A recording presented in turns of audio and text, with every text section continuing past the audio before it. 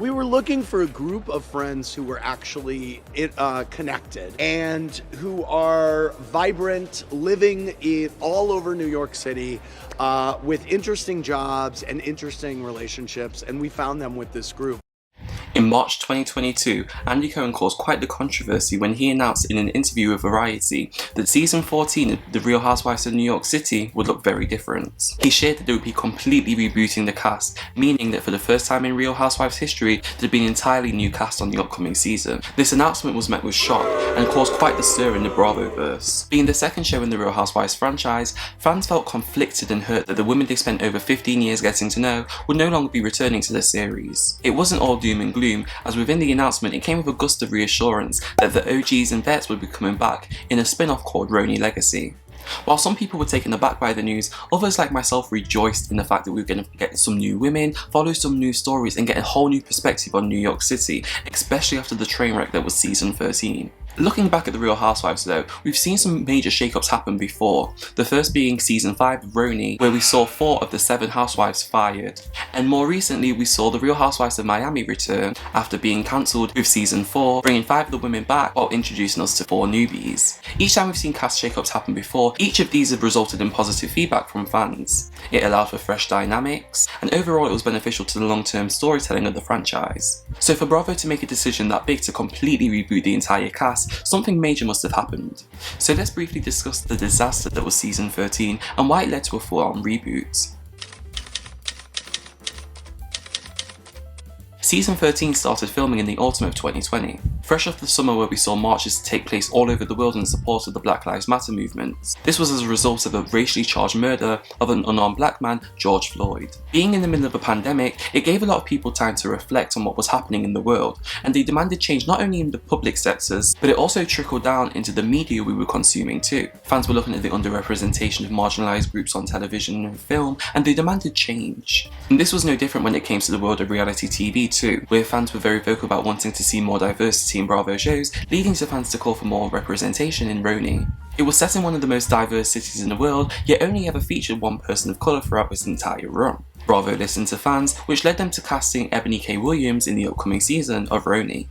Ebony's role became very clear from the beginning: be the token diversity hire who's here to help educate these older women who've been called out for ignorant comments in the past. However, this completely backfired, as it only highlighted the ignorance within OGs Ramona and Luann and turned many fans off Ebony as she came across too preachy and wasn't in line with the fun and mess that Housewives fans have come to expect from the show. And to make things worse, the show was under so many restrictions due to the pandemic, which made it harder for them to film and get good content. And overall, this led to a disappointing season, with the show seeing some of its lowest ratings and getting an intense amount of backlash. The reunion was scrapped for season 13, another first, leading Bravo to go back to the drawing board to figure out what to do for season 14. A few months after the season finale aired, the RHONY reboot was officially announced.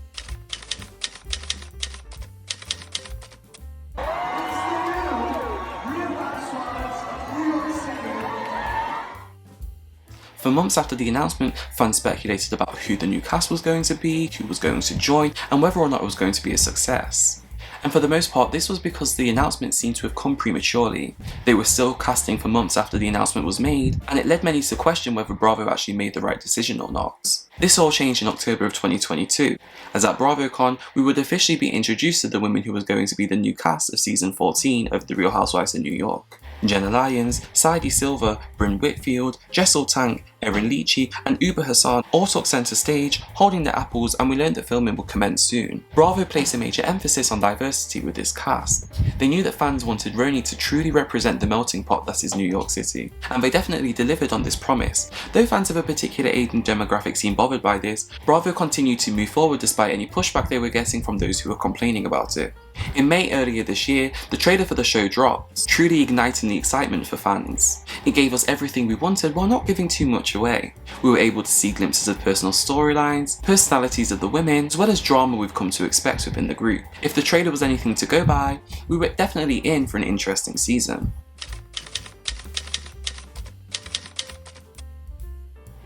So I briefly wanted to go over the season, taking a look at each woman individually, delving a little bit into their story, and seeing if the show was able to live up to the high expectations. Firstly, we have Brynn, a branding and marketing consultant from Indiana. Brynn has an infectious personality with a youthful energy. She's witty, full of life, and she's so endearing. She loves to flirt and gives the single women tips on how to attract somebody they're interested in. This sweet personality allows her to get away with being a little bit messy, as she's not afraid to often stir the pot. This is something pointed out from the very first episode, as Erin asks her to stop stirring the pot between herself and cast member Sai, which implies she's known to do this type of thing, which I love because we need housewives who aren't afraid to get into the mess. Throughout the season, we learn about Brynn's story. She went to live with her grandmother at just 6 months old after her parents were arrested and sent to jail. She spoke about the toll that this took on her and how the emptiness left by her parents not being around growing up affected her. She doubts if she'll ever make a good parent herself, despite the fact that being a mother is all she wants. She also discussed being biracial in a predominantly white town.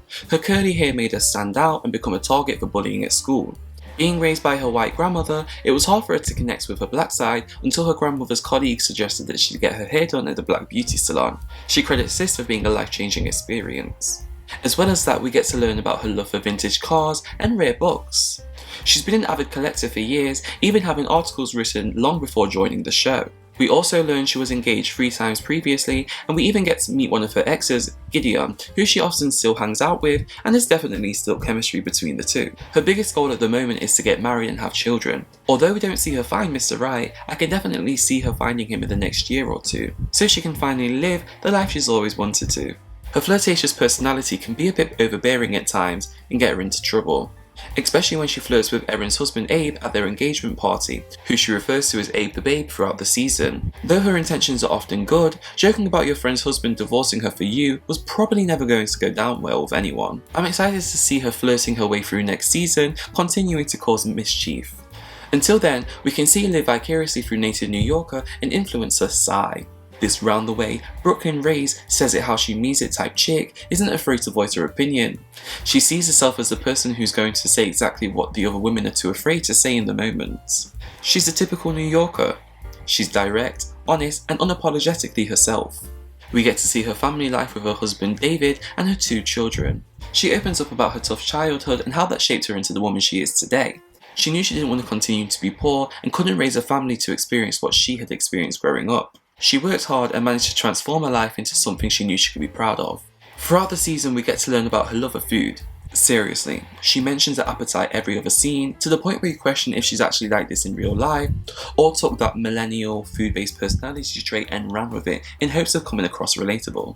Despite her tough girl exterior, we see her open up about her mother who she lost a few months prior to filming. She was dealing with alcoholism and feels responsible for her passing, as after staying at her home, she got so intoxicated around her children, creating a hostile environment that led Sai and David to ask her to leave. She went back to being homeless and passed away just 3 months later. Seeing her try to navigate this while telling us that she finds it hard to deal with emotions is interesting, because I feel like as audience members we expect to have someone on screen who's articulate and can tell their stories very well. But with Sai, especially when it came to the emotions surrounding grief, she wasn't able to do this as well, which led to there being a bit of a disconnect between herself, some of the other ladies and fans of the show. Every show needs a villain, and Sai for the most part was able to fill this role. She called out the other women and would happily get into verbal spats, never shying away from confrontation. But for next season, I would like to see her go on full-on villain mode. Be a bit of a menace. If you're going to clock the girls for not being authentic about their lives, I need you to provide receipts to gag them. I need you to read the girls down. Something. Everybody can argue, but to be a standout, you need to upgrade your wittiness. The relentless way she would go after Jessel was interesting. When questioning her about her upbringing, I was actually team Sai, because Jessel definitely seems like she came from some source of money. Not necessarily millions, but more than she was making out. But just calling her a liar got boring. Jessel wasn't going to change her story at that point, and it seemed like she was just grasping at straws. Ask her where she lived growing up, the school she went to, and then dig and deliver the receipts. Give her no way to wiggle her way out of what you're calling her out for. You win the argument, and then you get fans on your side too. Next we have Sai and Brynn's on again off again frenemy, Erin. Erin is one of the more interesting women in the group. The real estate agent turned home renovation business owner got into conflicts with every woman in the group. Growing up in Manhattan with real estate tycoon parents, it could be easy for her to be this pampered princess with an ego. Instead, she actually comes across quite normal and easygoing. She is situated as the anchor to the group, being friends with all of the women. but this goes south as she's quickly thrusted into the thick of the drama from episode 1. This doesn't deter her though, she's quick to move forward with the women and doesn't dwell on issues for too long. Though most of the time this season is spent feuding with one cast member or another, we get to see her work on her home renovation brand, Homegirl. We learned that when she was working in real estate, she sold 4 apartments by the age of 23 and worked with Frederick from $1 Million Listing New York. Erin, like Sai, strikes me as someone who tried to position herself to be the breakout star of the show, but was unable to come across as likeable as some of the other women. And similarly, they don't have much going on in their personal lives as they're successful in their careers and in happy marriages. They bring more by meddling in the lives of the other women. And again, like Sai, I would like to see her own her villainous side and take more accountability for her actions. She has a tendency to throw stones and then hide her hands, but by embracing her role and standing 10 toes down, she'll be a much better fit. Her and Sai could be an interesting dynamic duo as they both cause a lot of chaos within the group while both subtly gunning for the HBIC position. Their fallout will make great TV in a couple of seasons, but let's wreak havoc in season 15 without the waterworks and Vixen complex. Up next we have our resident model and philanthropist, Uber. She was born in Somalia and moved to different countries in Africa before settling in Canada at the age of 15. She's gorgeous, funny and a bit of a kooky character. She also happens to be cousins with the Real Housewives of Dubai breakout star Chanel Ayan, and you can definitely see some of that in her personality. She has this larger than life character and carefree attitude that radiates throughout the show. She has this essence that just lights up the screen when she's on it. She truly has star potential running through her veins. It must be a genetic thing. Throughout the show we see Uber as a happy singleton, who likes to have fun and like Bryn is very flirtatious, which leads to some friendly competition on the cast trip to the Hamptons where they both fight for the attention of trainer David. We also get to see her modelling as well as following her journey to expanding her hot sauce business, Uber Hots. Though we didn't get to see as much personal story from Uber as I would have liked, missing a few episodes due to catching COVID, don't let the pretty face and calm demeanour fool you. Her sauce isn't the only fiery thing about her. She's direct and takes no nonsense. We saw glimpses of this throughout the season, but more so in her short-lived feud with Erin, which became a huge part of the cast trip in Anguilla. At the reunion, her energy was a little bit scattered and made me question her likability a bit because she just started spouting out things rather than waiting for her turn to talk. It seemed a bit all over the place. But I'm going to put this down to her directness because sometimes when you have something weighing on your chest, you need to let it out. If she wasn't a fan of the Housewives before, I needed to go back and rewatch some of the most iconic clips and learn to read. Because she has a tendency of going a little too hard over things, making her come across irrational to the other women and fans, even if she has a valid point. I think if she could articulate herself better, because even though English isn't her first language, she's no fool, don't get it twisted, it would help her out a lot.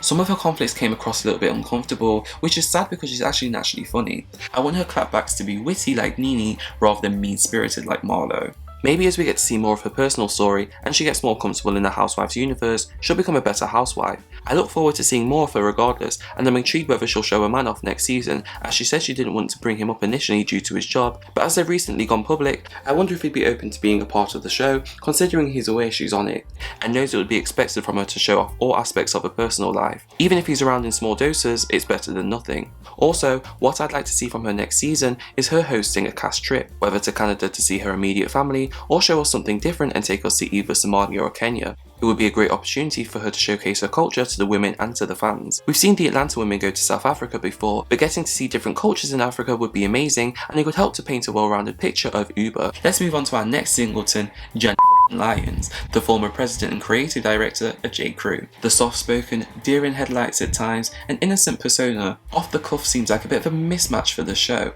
which is known for its witty comebacks, confrontation and drama. But thankfully, Jenna didn't seem completely out of place. Her willingness to be open and interesting story resonated with viewers, allowing her to become one of the fan favourites. She opened up about her cold upbringing from her mother, who was later diagnosed with Asperger's, and she also shared that she passed away a few weeks before filming. She discussed her medical issues which affected her skin and her teeth. She was open about her sexuality and being outed by the New York Post when she wasn't ready. And when faced with drama and confrontation, she never ran away, never broke down, instead she took it on the chin and was able to deal with it until the issues had been resolved. Jenna came in as a newbie to the group, only having loose connections with Jessel and Erin. She acted as a guide for the season.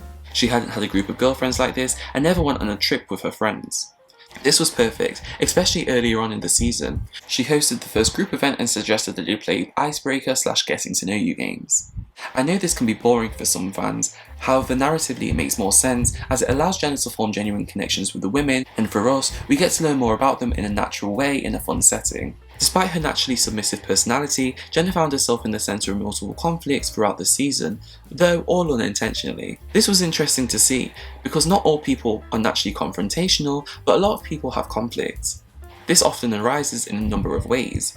Gemma being so independent and not knowing how to navigate in a group setting means she can often rub the women up the wrong way, such as leaving Erin's home in the Hamptons to go to hers which was nearby without telling the rest of the group because they're partying and she couldn't sleep because she had a 6:30 wake up call the next day and didn't want to interrupt the girls when they were having fun.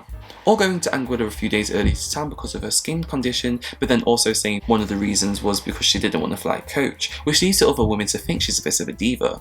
It was refreshing to have somebody on screen who's clearly not trying to be the next somebody else. Instead, they're just happy to be there and showcasing how their little quirks can cause conflict without being a natural antagonist. Lastly, and definitely not least, we have the undisputed breakout star, Miss Jessel Taank. This straight-talking, outgoing British fashion publicist and brand consultant was able to stand out in a group of alpha women and have the people talking. From her fun relationship with her nerdy husband Pavitt to seeing her navigate being a working mum, she was entertaining from the jump. Her British sense of humour got her into trouble when calling the women old cackling hags, which by the way, isn't necessarily the most common phrase to use in the UK, but it's definitely something I've heard before. To her being very open about going over a year and a half without sex with her husband, she was authentically herself and made no apologies for it. We learned early on that she and Pavitt haven't had sex since having their twin boys a year and a half ago. She shares how they got caught up being new parents and that after 5 rounds of failed IVF treatment, it finally took its toll on them. Their sex life became an ongoing topic throughout the season, which they were able to get back on track before Pavitt went to Vietnam, which became another point of contention later on in the season too. Like Uber, she has this sense of living in her own world. She's unapologetically herself and can often put her foot in it without realising. After Sai opens up about her mother's alcoholism, Jessel tries to relate to her by telling a story of her uncle who passed due to alcoholism. With the topic still being sensitive for Sai, she doesn't react well. Considering the two of them haven't been getting along, with one of the biggest points being that it seems as though Jessel compares her life to the other women's, it comes across in poor taste. But with it being Jessel, you know she's not trying to be mean and just trying to find things they can relate and bond over. We also get to see her mum Neelam, who's visiting from England to help her with her children. She shares how she hasn't told her about the IVF treatment as culturally it's frowned upon and could easily become gossip, and with Jessel having gone through such a hard time, she decided to keep it to herself. Her mother's presence also helps Jenna open up about the relationship with her own mother, as when Jenna goes over to Jessel's and see the relationship that she has with her mum, it makes her wish she had that experience with her own. Jessel's British sense of humour and I don't give a attitude really shine bright. She's a natural fit for the group and seeing her friendship with Uber and Bryn forming was really nice. They have such a fun dynamic and I can't wait to see more of them moving forward. I'm also excited to see more of a relationship with Pavitt. I'm obsessed with the two of them, from calling his Street Food Association of New York group the Fried Chicken Committee, to her wanting to spend $62,000 to send her children to preschool with Zoe Cruz in order for her to rub shoulders with Tom Cruise, which, side note, Jessel clearly doesn't keep up with Hot Topics because everybody in the world knows that that man hasn't seen his daughter in years due to the cult that he's in, so good luck meeting him. But there's just so much to love about her and I can definitely see her continuing to be fan favourite moving forward.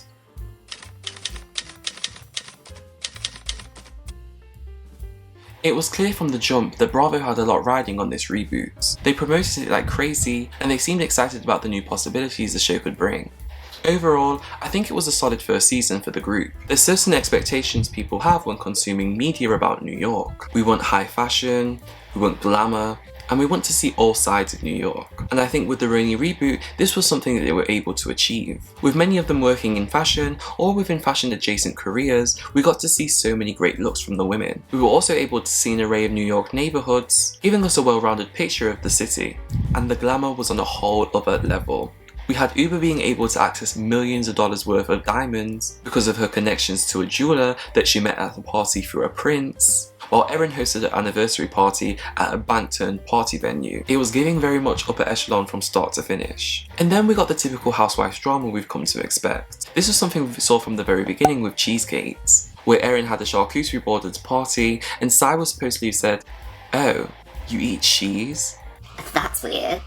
Additionally, we had Sai and Bryn ditching Jessel and Erin at a restaurant before the season started because it was socially unacceptable to be seen there. These dramas were so petty and so Housewives. I just loved it. Like, it was just so reminiscent of classic Housewives. Ratings wise, the show did better than expected. If you look at the live numbers alone, then yes, it could be argued that they were disappointing. But then when you take a step back and realise live numbers are down across the board, you realise that they actually aren't too bad. Like, yes, it was a season 14, but it's a brand new cast, and therefore numbers wise should be looked at in comparison to something like Salt Lake City and Dubai, as opposed to the more established shows such as New Jersey, Beverly Hills, Atlanta, etc., all of which feature women we've known for over a decade at this point. But Bravo doesn't pay too much attention to live viewers alone now, instead they consider the streaming numbers too. In an article posted about the first episode ratings, it shows that with streaming services such as Peacock, the first episode was able to generate about 1.7 million viewers, the second highest Sunday night viewership in 2023, only behind The Real Housewives of Potomac. While some people have called the show a flop, think that it's going to be cancelled, or demand that they bring back some OGs and vets to help mix things up for the next season, Bravo seems to be happy with the show, and I guarantee that there's no looking back now when it comes to cast members. So I wouldn't count on seeing any familiar faces anytime soon on the show. At the end of September, a casting call for season 15 went out, which seems to me is confirmation that the show is definitely going to be moving forward for a 15th season. I can imagine that they'll only continue to expand on this cast, inviting all the women back. I don't think any of them are going to leave, except for potentially Jenna, but I think she's actually secretly enjoying this new flock of attention from a wider audience. So what I would recommend for season 15 is adding a new housewife, making a cast of 7 with an additional friend of. I want to see a continuation of the women's stories as well as how they're going to move forward post-reunion. Although we have some tension between Jen, Sai and Erin, Jessel, Sai and Erin, and then some tension between Uber and Jenna, and Uber and Sai, and Uber and Bryn, I think they can mostly just wipe the slate clean and start afresh in the new season. I think that they could throw a messy younger Singleton into the mix now that Uber's off the market,